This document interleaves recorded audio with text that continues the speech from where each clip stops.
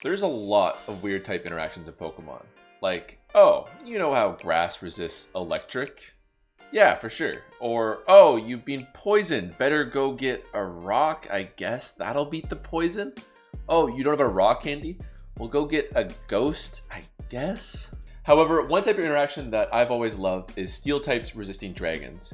Even after the fairy type's introduction, the dragons of Pokemon have always been some of the best attacking types in competitive play, populated by some of the scariest offensive Pokemon in the history of the game. And then you have steel types, which happen to be the best defensive typing in Pokemon, and are also populated by some of the craziest defensive threats known to Pokemon.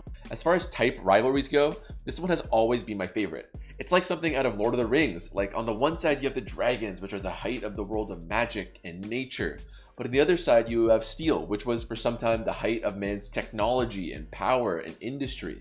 The only thing that can stand up to the dragons. It's super cool, but it's also a key part of competitive Pokemon's balance. Dragon types are too powerful left unchecked, and their signature moves like Draco Meteor and Outrage are more than enough to destroy most teams without those crucial steel types to resist them. This is a big reason why so many dragons run moves like Fire Blast and Earthquake as well, to beat the steel types that swap in on them so frequently. But even with these additional moves, steel types are a pretty big thorn in dragon type sides. They usually need support from teammates in order to get them past these walls so they can sweep the rest of the team freely. This is where Magnezone comes in, with its signature ability, Magnet Pull. Magnet Pull traps steel types with you, preventing them from swapping out. This makes Magnezone one of the ultimate pairings for a dragon, as you can use it to trap your opponent's steel types, knock them out, and clear the runway for you to sweep the rest of the team. The competitive Pokemon community refers to this as Drag Mag because it's such a notorious offensive core. The concept is so powerful that Drag Mag is sometimes used as the entire purpose of a team. For example, back in Black and White Overused, which is a tier dominated by powerful weather teams, Drag Mag offense is considered one of the only viable weatherless teams. Once again, here's the team in action. Early in the game, I send in my Garchomp to threaten either an Earthquake or an Outrage, and my opponent responds by going to their Skarmory, which walls it. However, I realize this switch is very likely, and I make a double switch of my own to Magnezone. Now, the Skarmory is trapped with me, without even having a move like U-turn or anything like that to let it pivot out. It just has to accept the Thunderbolt from my Magnezone, and lets it die with a couple spikes going up. Now that the biggest wall to my dragons are out of the way, my Garchomp and Dragonite are free to wreak havoc for the rest of the game, as my opponent doesn't really have any Pokemon that can mount any serious resistance against them, and I eventually win the game as a result.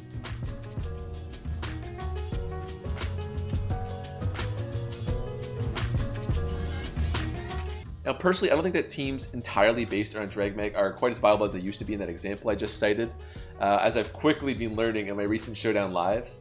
However, they do act as a great foundation for a lot of offensive cores. Magnezone's Choice Specs analytics set has recently emerged as one of the best wall breakers in the Sword Shield meta, but I'd be remiss not to point out that its Magnet Pull set is still no joke. Initially, again, people were quick to write off Magnezone's trapping this generation because it lost one of its most crucial aspects of its play, which is the move Hidden Power Fire. So once Sword and Shield removed the Hidden Power moves from the game, many speculated that Magnezone wouldn't be as good without a super effective attack to torch the steel types. However, there's a lot of creative sets nowadays that let Magnezone act as an effective steel type trapper. Equipped with Choice Specs, it can still punch through a lot of steel types one-on-one with its sheer power. Keep in mind, it's still got the same special attack stat as Kyurem, which is nothing to sneeze at, but it's also got a few cool substitute setup sets that not only let it kill the Pokemon it traps, but also leaves it in a good spot to dish out some serious damage to whoever follows. There's lots of other things that help it out in the current meta too, like how Volt Switch lets it compete in an extremely pivot-heavy meta, or how its Stab Flash Cannon gives it a great matchup against the Fairy types that would also wall your Dragon attackers. And of course, the Dragon types this generation are no slouch either.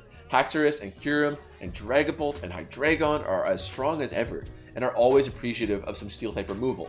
When you put all this together, it's clear there's still lots of potential for some Drag Mag abuse in modern Pokemon. One closing note though, that as good as Magnezone pairs with Dragon types, there's actually still lots of other Pokemon who would appreciate a few less steel types on the field. Pokemon like Scizor, Togekiss, or Alakazam and Rillaboom all have means to beat steel types that might wall them, like technically, but they can really pop off if you don't have to beat them and you don't have to cater your sets around the steel types that might wall you. That extra move slot can be extremely useful and help you sweep the rest of your opponent's Pokemon all the more efficiently. So before you write off Magnezone as a trap of the past whose best days are behind it, give it a shot yourself. I think you might be surprised by how effective it can be when given the right team. I mentioned it before, but if you'd like to see this type of team or core in an actual game, check out my recent Showdown live featuring it. But that's going to do it for me today. I hope you enjoyed. If so, likes and comments are always appreciated and really help the channel grow. If you have any other questions or video ideas, anything like that, make sure to let me know in the comments or on my Discord. But thanks again. See you next time.